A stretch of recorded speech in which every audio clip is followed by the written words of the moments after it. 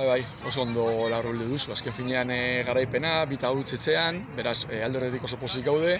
baina partidua gutxiago izan oso eroso izan da, ez gara egon eroso, lehengo esatian apurtzu bat, baina gero bigarren zatian, erok etorri dira guri presioa egiten, goian, eta hor kozatu zaigu, ez dugu erabakian onegirik hartu askotan, utzak atzean, ez dakit, buelta eman behar diogu gaur egin dugun lanari, ez delako nahi izan, nik ez dut eurek merezian dutela aukera batzuetan gola egitea bai, ez dut esmatu, hori ondo etorri zaigu, eta azkenean partidu lanan egon da, kontrarasoak ziren nolabait gure aukerarik onena, eta horrela heldu da bigarren gola, eta laizeta izan baina zut ez dugu egin partidu, bigarren zatia berezik ez dugu ondo egin, ez ditugu ondo kudeatu, egin ditugun momentu ezberdinak, eta horrek eraman gaitu partiduaren kontrola galtzera. Beraz, aldoetatik ez nago bat ere posik, hori da landu behar duguna, egia da, baina hobe da gauzak lantzea garaipenarekin, horre klasifikazioan lasaia egon da, beraz oso posik alde horretatik. Esan duzu moduan, bigarren zatia pizka bat kostatu zaio taldeari baloia kontronpean eustea, eta hori pizka bat urduri jarri da taldea.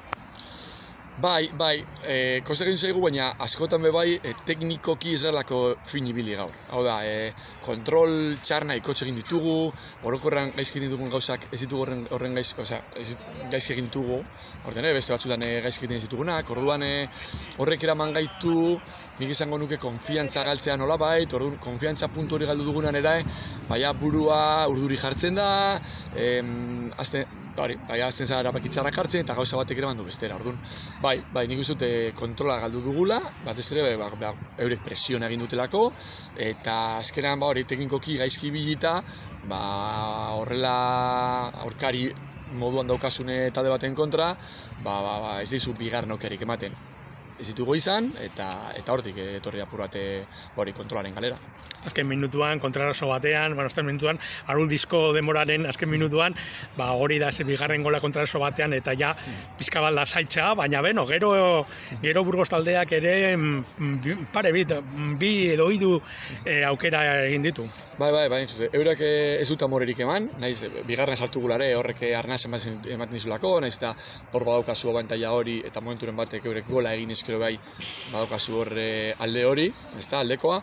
baina eure jarraitu duten eure lanean, gu jarraitu gure martxan, ez gara eroso egon, horre dueluetan, bat-banako aukeretan ez gara euren gainetik egon bat ere, eurek egon dira gure gainetik, eta horrek eraman gaitu partida horra izatera oso ez erosa guretzako,